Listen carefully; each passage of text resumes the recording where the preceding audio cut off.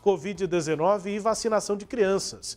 A partir dos 11 anos até os 5 anos de idade em todo o Brasil, esse dia 17 de janeiro marca também um ano do início da imunização dos brasileiros. E a gente passa a saber a partir de agora como está sendo feita a vacinação das crianças nos municípios do estado, em outras informações também sobre a Covid-19, com a presidente do Conselho das Secretarias Municipais de Saúde, Verônica Savatin. Presidente, obrigado pelo contato com a gente aqui na Sagres. Uma ótima tarde para a senhora.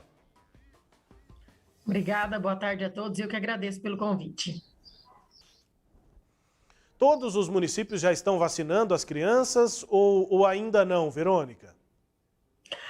Assim, nós não temos ao certo, até ontem à noite eu sabia que parecia que um município ainda, o município de Minasul, ainda não havia recebido as vacinas, né? Mas praticamente todos os municípios já receberam as vacinas até a tarde de ontem. Alguns iniciaram hoje, outros vão fazer a vacinação durante a semana, considerando que a quantidade de vacinas foi pouca quantidade, né?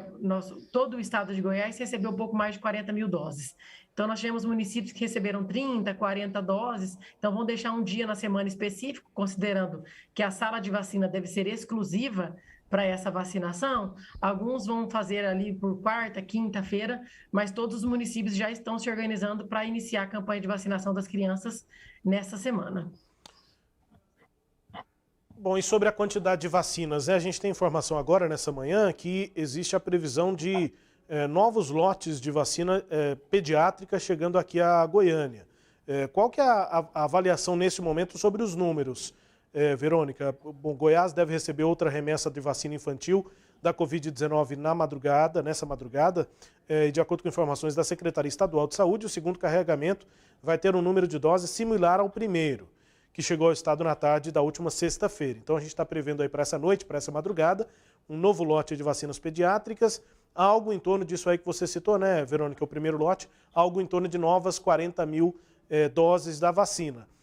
Isso representa o quê desse total de crianças de entre 5 e 11 anos que devem se vacinar? Será que, apesar desses dois lotes, um que está para chegar, o outro que já chegou, a gente pode sofrer ali uma falta de vacinas nesse primeiro momento para essas idades aí mais baixas, Verônica? Eu acredito que esse primeiro momento da vacinação das crianças será da mesma forma como nós tivemos quando nós iniciamos a vacinação de adultos, né?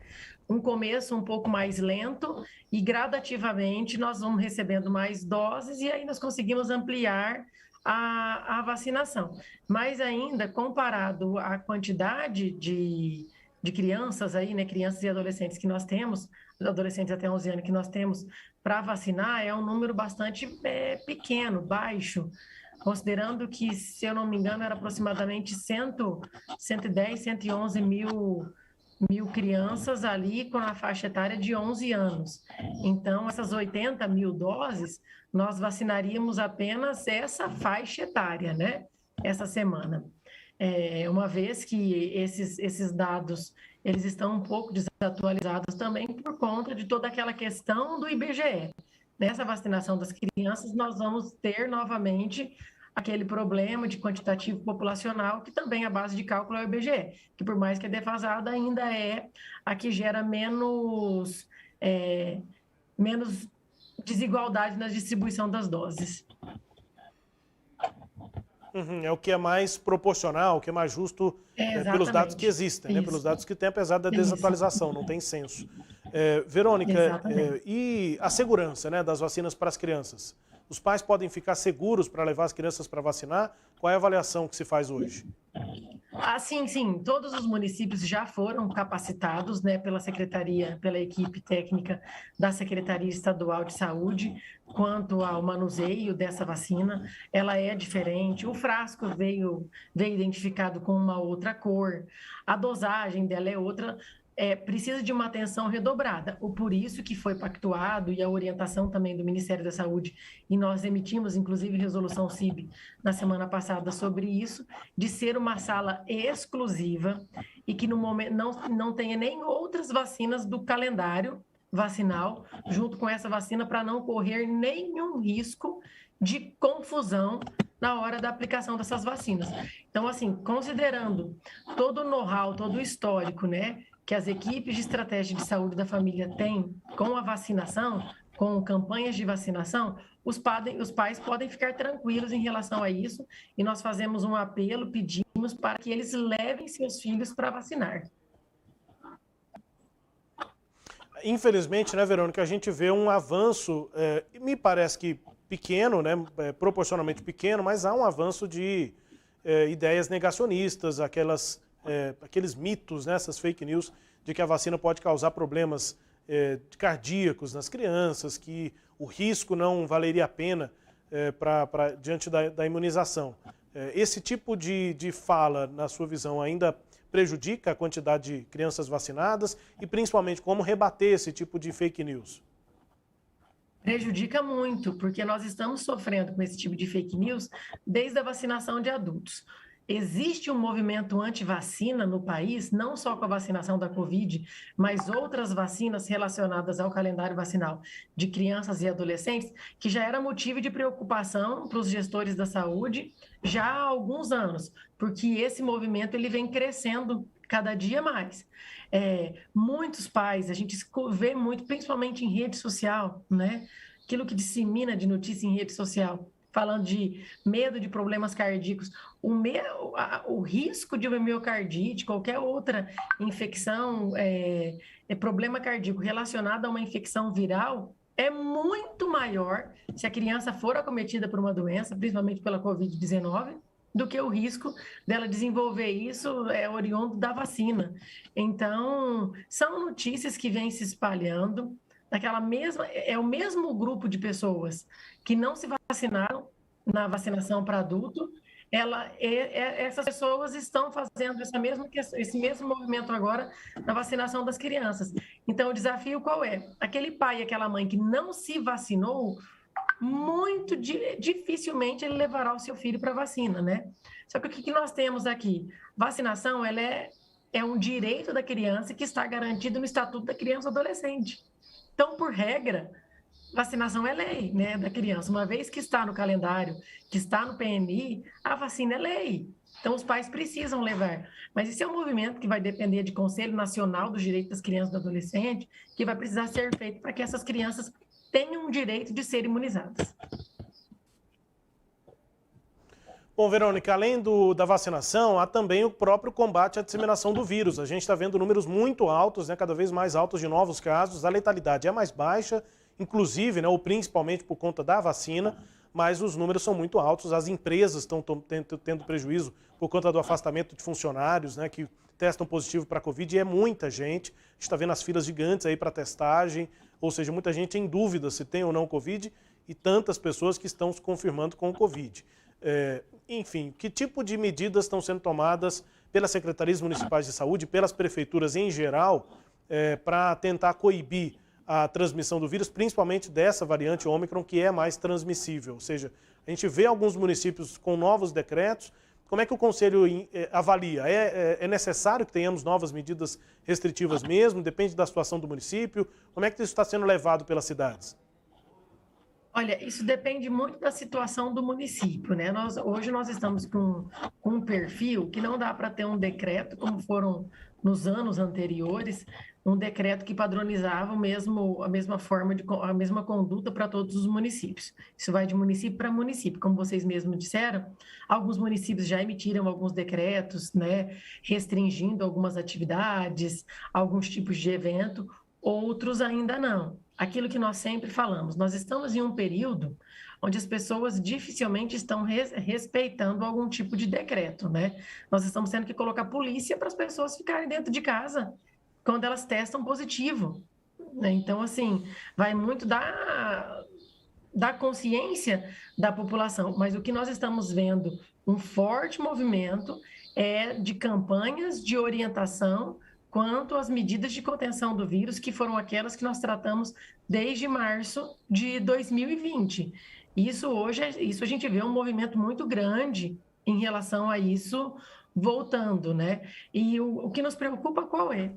A população tem uma falsa ideia de segurança.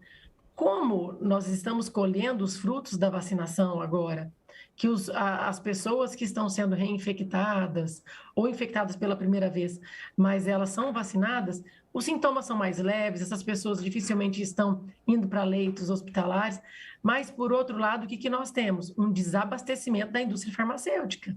Hoje nós não conseguimos comprar dipirona. Hoje o teste rápido, que no final do ano nós pagávamos R$11, hoje nós estamos pegando cotação a R$59, R$63.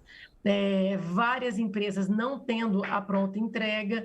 Então, isso é um risco, né? A contaminação, mesmo de uma forma leve, nos tranquiliza, porque nós não temos óbito e nós não temos aquela corrida por leitos de UTI. Mas, por outro lado, nós não temos a medicação básica para tratamento de uma síndrome gripal. E isso também é extremamente preocupante para a gestão. Para encerrar aqui, Verônica, a nossa conversa, 2 pontos aí nesse início de ano. Primeiro, o carnaval que está chegando, e depois aí nessa semana, né, hoje, inclusive, muitas escolas particulares voltando às aulas presenciais. E aí eu não estou aqui para defender nada, eu quero perguntar se realmente não dá para ter carnaval, a orientação é que que os municípios, as prefeituras e as empresas, né, os realizadores de eventos não realizem eventos com aglomeração no carnaval e as aulas. A recomendação, a avaliação técnica é que já haveria a possibilidade ou a necessidade de aulas remotas, uma parte dos estudantes, ou dá para voltar 100% presencial como já está acontecendo? Olha, nós conversamos muito sobre isso na semana passada. A posição, lógico que são várias posições diferentes, mas o que nós temos de concreto?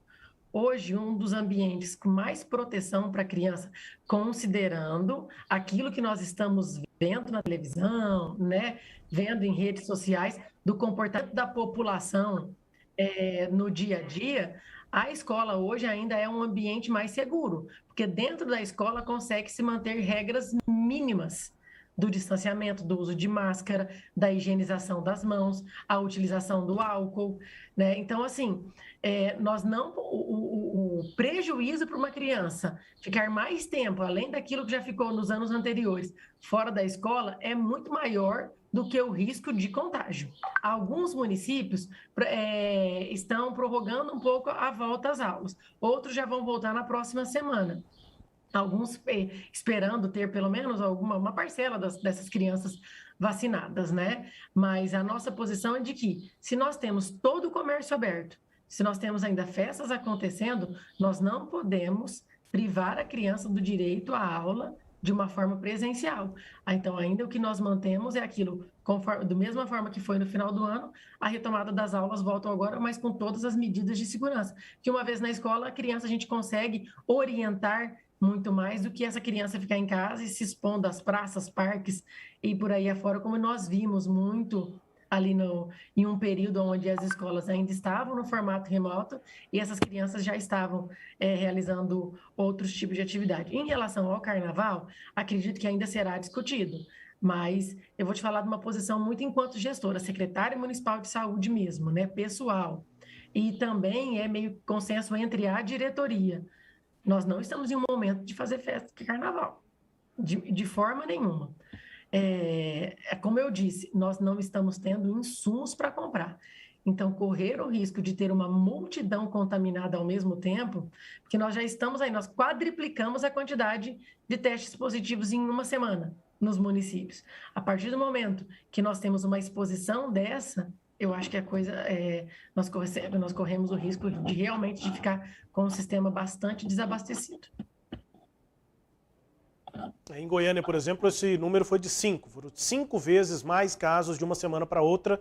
Na média dos municípios, a multiplicação foi por 4. Esse é o momento da pandemia. Verônica, muito obrigado pela disponibilidade de sempre aqui de conversar com a gente na Sagres. Um bom trabalho aí. Obrigada, eu que agradeço pela oportunidade. Estamos sempre à disposição.